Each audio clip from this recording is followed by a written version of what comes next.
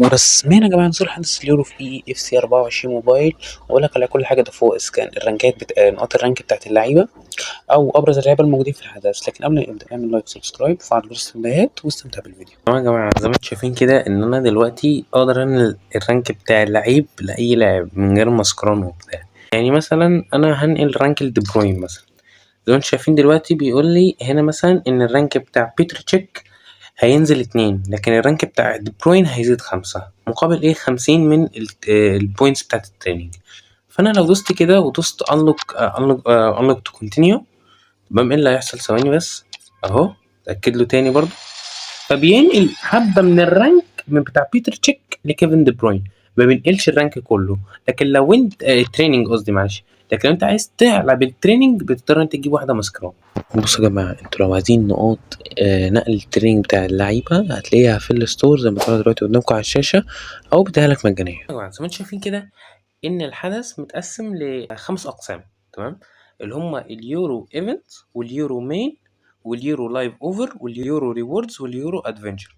هنبدا اول حاجه باليورو انترو. هنا بيقول لك بقى ايه كل حاجه لها علاقه باليورو، ممكن ناخد هدايا وبتاع. وبطل تصريح النجم يعني بالمناسبه هو لامبرد. ما هو بيقول لك هنا بقى حاجات ممكن تجيبها وبتاع. يعني مثلا هنا يقول لك ايه كومبليت وان ديلي ماتش ان ذا مين شابتر، يعني انت تلعب ماتش في قسم المين وهتاخد توكنات. هتاخد كام توكن؟ هتاخد 50 توكن. ونفس الكلام كومبليت وان ادفنتشر ان ذا يورو ادفنتشر شابتر، يعني انت لو لعبت ماتش في الادفنتشر شابتر وعملت اي حاجه في الادفنتشر شابتر هيديك ايه 50 توكن، وهكذا. يقول لك هنا مثلا ايه، يقول لك انت تلعب 3 ماتشات في الديفيجن رايفلز، كان هيد تو هيد او فيزا تيك. وعندك تاني واحده ان انت بتلعب ايه، بيقول لك بلاي 1 ماتش ان يوفا يوروبا 24 تورنمنت، اللي هو تلعب في نمط البطوله زي بتاع دوري الابطال وكاس العالم وهكذا. وهنا بيقول لك بقى ايه انت عايز تخش على نمط البطوله على طول او تخش على التشالنج مود. وعندك هنا حاجات برضو زي الستور والمقايضات والمهام وكده. وعندك هنا بقى حاجات انت ممكن تاخدها ببلاش. تقول لي ازاي ببلاش؟ اقول لك بص، انت عندك هنا دلوقتي انا اقدر اخد 11 لاعب ببلاش، تمام، من 88 ل 99، تمام. مثلا عندي اهو ستونز ودي ماركو وتريشتجن وسلوفسلاي وناس كتيره قوي قوي يعني. تمام، فانا لو خدتها، تمام، بس اللعيبه دي كلها، تمام، حبه منهم انتريد. حلو. دلوقتي بعديها بساعتين هقدر ان انا اخد بلينجهام، تمام، ببلاش جدا، مش هدفع فيه ولا فلوس. عندك هنا كمان 26 ساعة، يعني بالظبط بكرة كمان يوم هتقدر تاخد لاعب من 90 ل 94، تمام. عندك بقى إيه هنا بعد 14 يوم، يعني بالظبط اسبوعين من تصوير الفيديو ده، هتقدر تاخد واحد ماسكرون، تمام. وبعد 21 يوم اللي هو 3 اسابيع، ايوه، هتقدر تاخد مليون كوين. وبعد 25 يوم هتقدر تاخد 500 توكن من بتوع الحدث، واسمها جينيري بوينت، تمام. ودي اعترف فادتها ايه دلوقتي يعني في الاقسام الجايه. وعندك هنا بقى في الفاينل اخر واحده، لما يعدي 28 يوم، تمام، هتقدر تاخد ايه واحد من اللعيبه، تمام، اللي هم كويسين يعني كانوا معديين اوفر ال 94، تمام. بس ده بعد 28 يوم. هنا بقى ممكن تاخد سوبر ستار بلاير من اليورو بس بعد 42 يوم. يعني هو بيقول لك اهو قصدي معلش بعد 35 يوم من الحدث. ده بالنسبه ايه لقسم المين، قصدي قسم الانترو، معلش. نخش على قسم المين يا جماعه. زي ما انتم شايفين كده ان قسم المين فيه مطوشه انت بتلعبها اللي هي اسمها الورم اب، تمام. عندك هنا بقى ايه 3 مطوشه انت ممكن تلعبها، تمام، بالظبط هتاخد 30 توكن. وانت ممكن تلعب قصدي التمرينين دول مرتين، يعني انت عندك ممكن تعملهم مرتين. يعني مثلا ممكن انت دلوقتي لو هتلعب 30، الثلاث تمرينات دول هتاخد 60 لو انت لعبتهم مرتين، تمام، وعادي يعني. وعندك هنا بقى ماتش صغير ممكن تلعبه، تمام، ضد برضو ايه فرقة بيختاروها لك، إذا كان ألمانيا أو أي حاجة، تمام. وبتدوس بقى أنت بتلعب، بتدوس كونفيرم وبتقدر تلعب، تمام، ضد الفرقة ضد المنتخب اللي هو جايبه لك يعني، تمام. وبتاخد من 20 ل 50 توكنات من بتوع الحدث. وهنا بقى ايه الايكون جيرني عباره عن ايه؟ الايكون جيرني ده عباره عن مسار طويل قوي بس متجزأ. يعني انت مثلا عندك حبه معينين ممكن تلعبهم دلوقتي، وفي حبه تانيين هتقدر تلعبهم بعد اسبوع، تمام. وبيقول لك new chapter will be available in 40 days، يعني المفروض ان كمان اسبوعين هيبقى في دور ال 16، كمان اسبوعين يبقى في ربع النهائي، كمان اسبوعين يبقى في نص النهائي، وهكذا، تمام. بس المسار ده كله الماتش اللي بتلعب فيه يعتبر مجانية، يعني انت مش هتدفع فيها أي حاجة. بس مثلا دلوقتي انت اخترت الماتش ده هتلعب ضد ألمانيا واسكتلندا، في تحت لو خدت بالك ان في بار بيقول لك النسبه المئويه انت ممكن تكسب بيها، وانت ممكن تختار المانيا او اسكتلندا على اساس البورده، بس كده كده انت بتختار المنتخب الاعلى في الاوفر يعني. تمام، ولما تكسب الماتش ده تمام هتاخد بيكا ستاندرد ببلاش برضو. وعندك برضو التانية لو انت دخلت عليها دلوقتي هتقدر تلعب اسبانيا وكرواتيا نفس الكلام برضو، بس انت اخرك عند الماتش بتاع استراليا وفرنسا لحد الماتش بتاع كرواتيا والبانيا اللي هو كمان 6 ايام من وقت تصوير الفيديو ده، وهتقدر انت تكمل بقى ايه بقيه المسار. صحيح، في حاجه اقولها قبل ما ننقل للقسم الجديد، ان انت بعد ما بتدوس كونفيرم وتلعب بيبقى في 4 مستويات، اذا كان المستوى المبتدئ او الحريف شويه او الحريف قوي قوي بقى اللي هو اللعيب خالص اللي هو محترف فيفا يعني.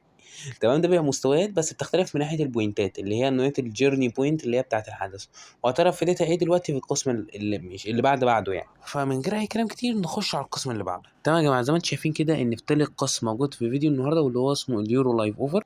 القسم ده عباره عن ايه؟ عباره عن ان انت بتقدر تجيب لعيبه تمام من التوكنات اللي انت بتجمعها اسكان لو من قسم المين او من قسم الانترو. تمام، بص شايف المربع اللي قدامك ده؟ المربع ده مهم قوي، هتعرف ليه دلوقتي. عارف في حدث دوري الابطال اما كنت تختار لاعب تمام ويقول لك ان في 3 ماتشات جايين لو جاب جون او بالاصح فرقته اتاهلت الاوفر بتاعه هيزيد واحد؟ نفس الكلام هنا بقى.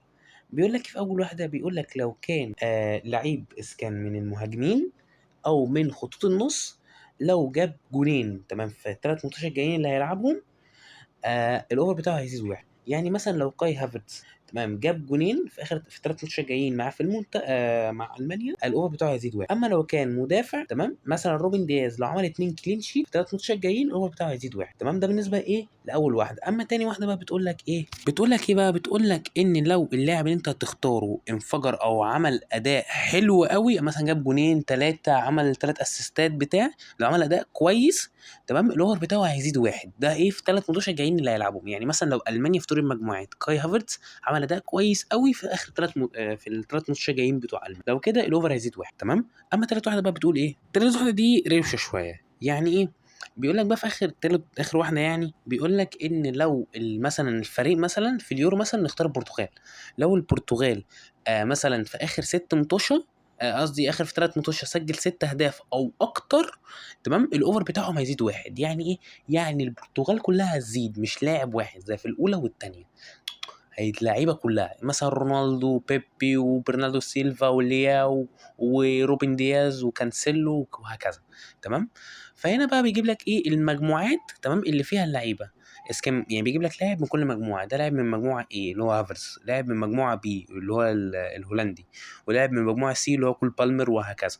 تمام، وبس كده يكون خلصنا تاني قسم موجود في فيديو النهارده واللي هو اليورو لايف اوفر. نخش بقى على قسم اليورو ريوردز. تمام يا جماعه، زي ما انتم شايفين كده ان في القسم اللي قبل الاخير في الحدث اللي هو اليورو ريورد بيقول لك هنا بقى في المربع ده. بص بيقول لك ان انت لما تفتح تقفل البوردة 6 تمام هتقدر تاخد ايه لعيب من 98 ل 99 ومن من 96 ل 99.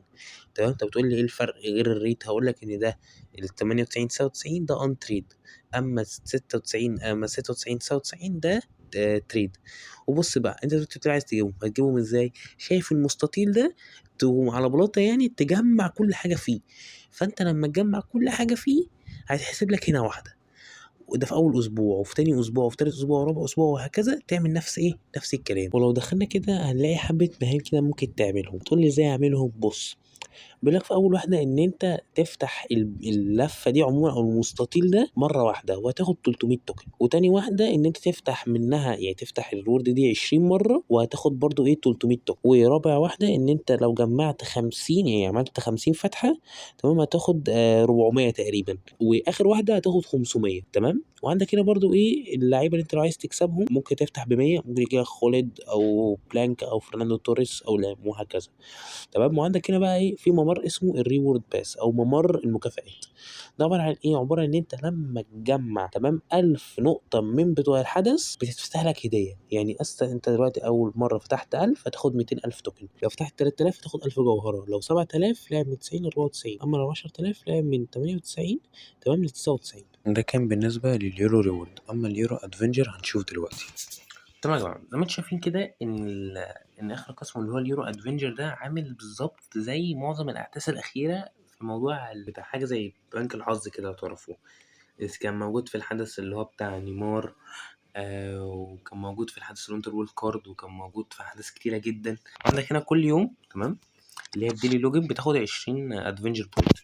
دي بتعمل بيها إيه؟ دي بتدوس بيها هنا تمام، وبتقدر تاخدها. يعني دلوقتي خدت الtraining transfer point تمام، يعني بالضبط كمان يوم تمام، هتقدر تاخد 20 توكن هدية أمّا تلعب مثلًا واحد من الماتشين دول، اللي هو يوم 14 اللي هو بالضبط بكرة تمام. وعندك هنا الshop and quest، ممكن لو أنت عايز 10 adventure point بتدفع 150 point من بتوع فيفا. عندك برضه أنت عايز تاخد ببلاش، عندك بقى حاجة هنا اسمها الreward pass برضه نفس الكلام. عندك هنا لو أنت يعني هنا دي بنسميها لفة round تمام، لو أنت عملت راوند واحدة هتاخد 100,000 توكن، 100,000 كوين معلش. لو عملت 5 لفات هتاخد 500 جوهرة. لو عملت 10 لفات هتقدر تاخد لاعب من 88 ل94، إذا كان فان دايك أو رودري أو برناردو سيلفا. عندك بقى هنا لو عملت 15 لأ 16 لفة هتقدر تاخد لعيب من 95 من 95 ل98. وممكن تريح دماغك وتلعب في المضمون وتقول لي يا عم انا هاخد 2 ماسكرون. ليه ممكن تقول كده؟ عشان الاتنين دول ان تريد تمام. بص احنا كده يعتبر خلصنا شرح اليورو، الحدث اليورو بالكامل. ناقص لنا دلوقتي بالظبط الحاجات اللي هم ضافوها زي ما قلنا في اول الفيديو، اللي هي المقايضات والمهام ونمط التحدي والموضوع اللي هو التورنمنت اللي هو زي دوري الابطال. فاحنا اول حاجه هنبدا بيها واللي هي الستور تمام. رحت على الفيوتشر تمام، هتلاقينا حبه احداث موجودين. عندك ب500 بوينت، وعندك ب20، وعندك ب15,000 مجوهرة أو ب1000 بوينت، وهكذا بقى. وعندك هنا برضو إيه في التوب ايفنت برضو عندك هنا حبة حاجات ممكن تعملها. عندك مثلا مقايضة زي دي اليورو ليميتد باك برو دي ب22,000 جوهرة وب1500 بوينت، دي من 92 ل99. انت ممكن يجيلك واحد ايكون مثلا تمام. وعندك هنا برضو ايه اللي هي دي بقى، دي بص دي فيها كل جروب ايه اللي هم من 94 98 اللي هم لسه نازلين النهارده تمام، من وقت تصوير الفيديو ده طبعا ب20,000 جوهرة و2000 بوينت تمام. ده بالنسبة لإيه للستور. أما بالنسبة للمقايضات هما بالظبط ضافوا 4 مقايضات جداد. أول واحدة واللي هي بتاعت ماسكرانو تمام، وتاني واحدة اللي هي من 80 ل97 حلو، في اتنين، واحدة من 94 ل98، وواحدة من 94 ل99 تمام، وإن هما بيتجددوا يوميا تمام. معانا ماسكرانو بيجدد كل أسبوع. كده يعتبر إن احنا شرحنا قسم المقايضات بالكامل، ونخش على قسم المهام. اما بالنسبه للمهام فهم بالظبط 6 مهام جداد موجودين هيقعدوا طول مده الحدث، واللي هي مدته 42 يوم. ومقابل كده هتاخد واحد باجا ديلي بتاعت الحدث، وواحد ماسكرونو. اول مهمه بتقول لك ايه؟ انت تلعب 15 ماتش في التشالنج مود واللي انا هوريه لك. وتاني واحده بتقول لك ايه؟ انت تلعب 20 ماتش في اليورو مين شابتر اللي انا وريته لك برضو ايه في الحدث. اما بقى بالنسبه لتالت واحده بتقول لك ايه؟ بتقول لك انت تكسب 15 ماتش في الديفيجن ريفرس. والرابع واحده بتقول لك ايه؟ ان انت تفتح 15 باكه مجانيه من بتوع الحدث. وخامس واحده بتقول لك ان انت تاخد الهدايا المجانيه لما تيجي تفتح، تبقى اللعبه بتديك هدايا مجانيه. واخر واحده ان انت في قسم اليورو ادفنجر زي ما قلت لك ان في لفه او الراوند زي ما قلت لك، فانت دي لما تلفها 30 مره هتاخد 20 ادفنجر بوينت. لما تعمل كل المهام دي هتاخد المكافئين دول. وده اللي هنشوف التشالنج مود. تمام يا جماعه، زي ما انتم شايفين كده احنا دخلنا دلوقتي على التشالنج مود تمام. لو دخلنا على ديلي تشالنج مود هنلاقي دلوقتي ايه؟ تمرينين وماتش ممكن نلعبهم لو دوسنا انتر تمام. بس هناخد مقابلهم ايه؟ في اول تمرين هتاخد 10,000 كوين، وفي تاني تمرين هتاخد 100 جوهره، وفي آخر تمرين هتاخد لاعبين من 80 ل99. ومتطلباتها بسيطة يعني. هو عايز منك لاعب تشكيلتك قصدي تكون فوق ال65 تمام. وبس ده كان يعتبر الشرح التشالنج مود. وهم أكيد ضافوا تشالنج مود، أكيد هيضيفوا تشالنج مود جديد. تعالوا بينا نشوف الحاجة اللي قبل الأخيرة في فيديو النهاردة واللي هي وضع نمط البطولة. تمام يا جماعة، دلوقتي احنا دخلنا على كلمة بلاي تمام، ودخلنا على وضع التورنمنت أو وضع نمط البطولة تمام. هنلاقي هنا حبة صعوبات انت ممكن تلعبها، فانت بتلعب الصعوبة اللي ممكن تلاقيها على مستواك تمام. فانا اختار اعصاب اللي هي الليجندري، وهنا انا بختار المنتخبات تمام. فانا عموما هختار فرنسا تمام.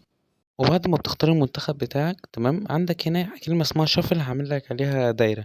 دي عبارة عن ايه؟ ان انت بتغير المجموعة بتاعتك لو انت المجموعة بتاعتك صعبة بزيادة او المجموعة بتاعتك سهلة بزيادة تمام. انت ليك 3 مرات، ولو خلصوا بتعملها ديفولت وبترجع على المجموعة الأساسية اللي انت كنت فيها. وهنا بقى بيقول لك ان كل مستوى تمام ليه كوينات معينة. يعني ايه الكلام ده؟ يعني أنا دلوقتي لو تختار ليفل بيجنر، لو كسبت اليورو من اول مرة هتاخد 100 توكن. لو علّيت بقى المستوى وهكذا هتاخد 120 token لو admesher ده، لكن لو semi final تمام. هتاخد 240، لكن لو professional هتاخد 320، أمّا لو world class هتاخد 480، أمّا لو legendary هتاخد 600. تمام. وإحنا كده يعتبر إيه خلّصنا قسم البطولة بتاع اليورو. تمام. ونخش على آخر حاجة في فيديو النهارده واللي هي تصريح النجم. تمام يا جماعة، لو دخلنا دلوقتي على تصريح النجم زي ما قُلت لكم في أول فيديو إن بدل تصريح النجم واللي هو لامبرد. تمام. بس في حاجة حلوة إن لو أنت شاحن أول واحد هتاخده في الشحن واللي هو عم صُبحي. تمام. اللي هو الكرواتي ده. وهتاخد بقى شعار اليورو لو أنت بقى مجاني، وهتاخد الtraining transfer point اللي أنا قُلت لك شرحها في أول الفيديو، وهتاخد ماسكرانو وهتاخد حاجات كتيرة جدًا موجودة في تصريح النجم زي كاكا المجاني ولاعيبة كتيرة أوي إلى آخره. وبس يا جماعة ده كان الفيديو بتاع النهارده، أتمنى تعمل لايك وسبسكرايب وتفعل الجرس عشان يوصلك كل جديد، وتابعني حساباتي كلها على السوشيال ميديا عشان لو هانزل فيديو هناك قصدي عشان لو هانزل فيديو هنا أقول هناك الأول بعدين هانزل وأشوفك في فيديو جديد. سلام.